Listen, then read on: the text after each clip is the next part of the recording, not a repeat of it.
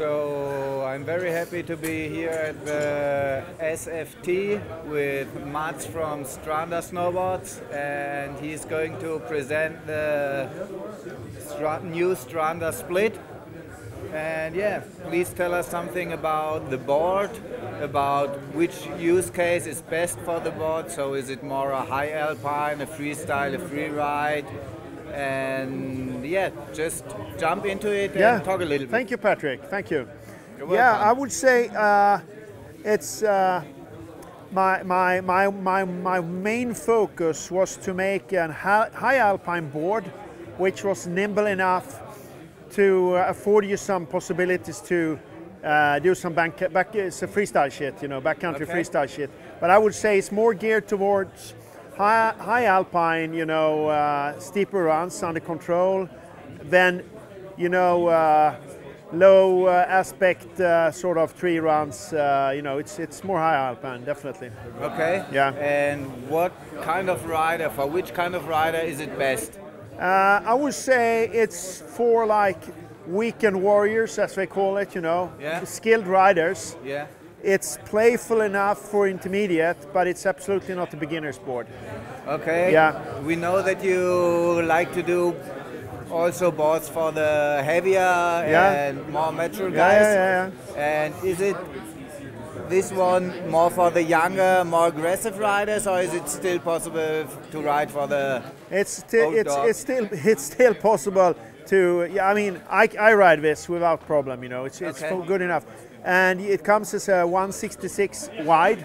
Yeah. Which of course will be with a stiffer flex, so it can accommodate like 100 kilo plus riders. Okay. I think that's a neglected niche actually. You know, the heavier guys has a hard time finding boards which holds up for their weight. You know. Okay. Why should I buy a Stranda Splitboard and not a different brand?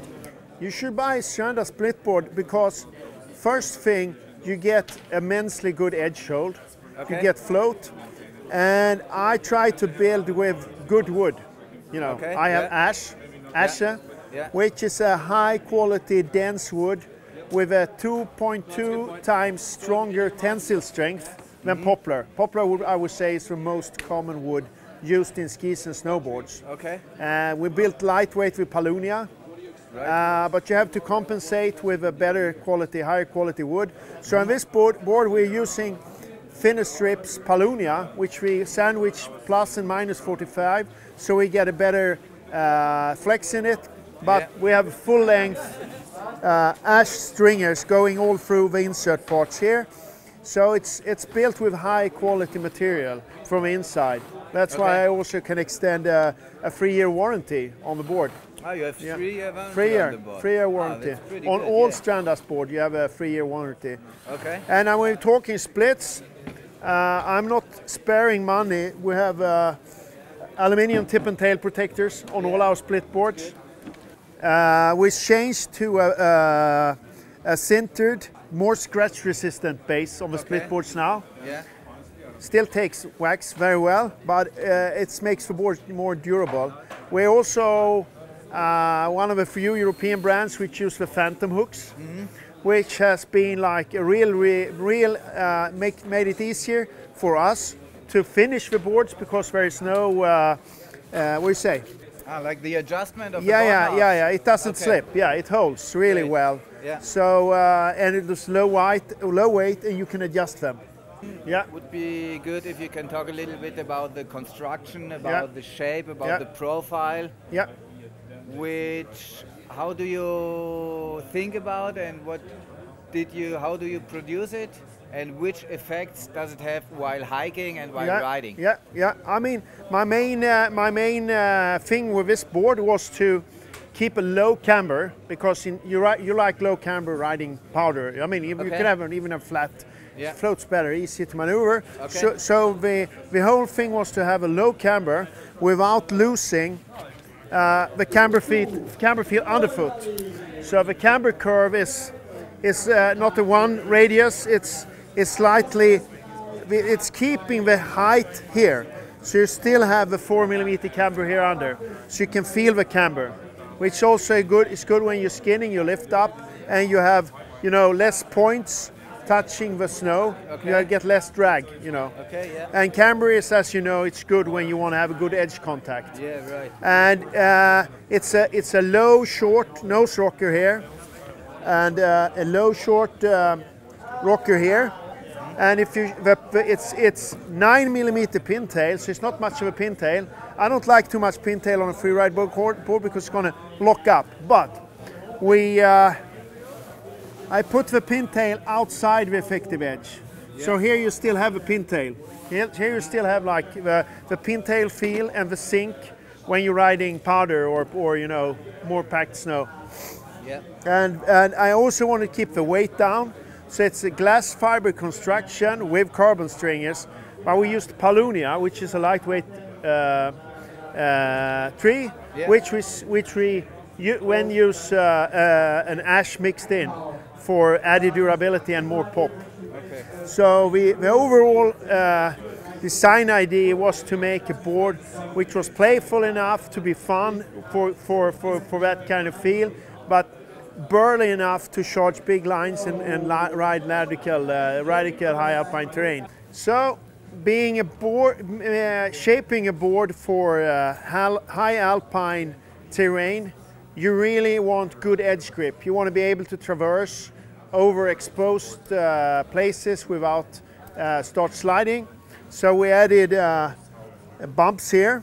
So you have 1, 2, 3, 4 contact points on the board, which makes it really, you know, creates a good edge hold.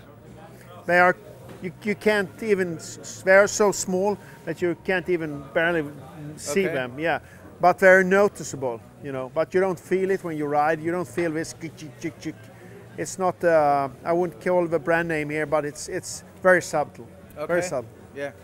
When I'm starting to get into splitboarding, yeah. and I don't know so much, do I have to buy a new splitboard every year, or does it last like 5 years, 80,000 altimeters? Yeah, I mean this I would say for my experience is when you use good wood, like 5 years is no problem if you don't have an accident. Yeah. Hitting a stone or something. Hitting a stone, there is no possibility to I mean, you can repair the board, but you know, Okay. Yeah, so long lifespan. I think the most environmentally friendly thing is to build boards which last longer, you know. Yeah, I definitely agree on that. Yeah. So this is about the next question. If you have to rank your board in a sustainability range, from 1, absolutely no sustainability, not even thought about it. 10, pure sustainability production. Where would you rank it? I mean, I would say we're using a VOC-free epoxy. That's good because there is no toxic fumes from the epoxy. Yeah.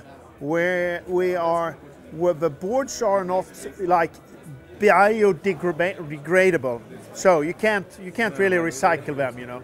You can't just put them in a bin and they would disappear, and that would be a 10 on my scale. Right. So I think if you take in respect the longevity of using good wood and like a scratch resistant top sheet, aluminium tip and tail protectors, good epoxy, I would say we'll probably be around 6, you know. Yeah, we are good. Yeah. But that's when you talk about sustainability in sort of a more theoretical arena. When we're talking about having a board which you can ride for 10 years or 15 years, which I think you can do with this board, it's very sustainable. Yeah, for sure. But that's another thing. Now I'm being, you know, honest. Right. Yeah. That's what we need. Because I mean, manufacturing is gonna put pressure on the natural resources. That's inevitable. Yeah. Okay, how do you develop your splitboards? I always start with a solid. Always. Okay. It's much easier to dial in the shape, the flex, the overall sort of ride qualities, because that's where I'm not developing anything for like lightweight ski touring. I'm just starting with, you know, this is going to be a shape which could be super lightweight. You know, that's not where I'm starting from. I'm starting from riding, and then you go over to the split thing. And this shape is actually my main intent creating this directional twin here is to have a versatile split board. It's made to be a split board. With the solid ones is there. We're going to sell those, but it's a split board. What about like customer service Yeah. with Stranda? I mean, you're Yeah. a small brand, and Yeah. if your customers have some issues, how do you deal with it? We have a really good response. If you check our Facebook page, we are super fast response. Okay. So I mean, I have all the customers in my mobile cell phone. So okay, yeah. you know, you call me, you call us, you call me. Okay. I can respond immediately. That's great. So I don't see any problems there. So if something happens, do you just exchange the board, or do you repair it, or you don't have any issues? Take a picture Yeah. of the problem, Okay. mail it. Yeah. I look at it, Yeah. and then we solve it. All right. Yeah. Sounds pretty simple. Yeah, I pretty mean, good, if your board has a scratch from here, from a stone, yeah. that's a repair. It's not my problem. Yeah, I would complain that it doesn't last long enough. It's not I durable enough. understand. Yeah. Now, but I mean, we've not had any issues so far with any sort, you know. Okay. Yeah. That's pretty good. Yeah. Sounds like good durable quality. Yeah. So if I want to buy, Yeah. if I want to purchase Yeah. one of your boards, Yeah. what's the best way? Do you Best- already have shops? Or Yeah. is it via online, or how do In we do it? Germany, we have 2 shops now, Okay. Good. and in Austria we have 1 shop. Italy we have 1 shop. Switzerland 1 shop. Okay. Yeah, Norway, 1 shop. So very a few shops, and I mean, I prefer people connecting with a real shop. Yeah. But I mean, all the prices on this site is including shipping to where Okay. you live worldwide, and 3-year warranty, so it's pretty safe.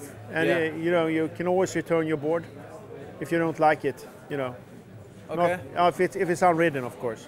Yeah. And Yeah. what about possibilities? Where can I mean, it's a big investment. Yeah, a yeah, split yeah, board. yeah. What's the best way to try to get to know your board? I would say join Split and Relax. Okay. Yeah. Yeah, that's a great event. Yeah. I thank know you. the guys who arrange that. Okay. Thank Yeah, you. there are other splitboard tests. We try to be out on as many as possible. Great. Yeah, Yeah. So thank you very much. thank you.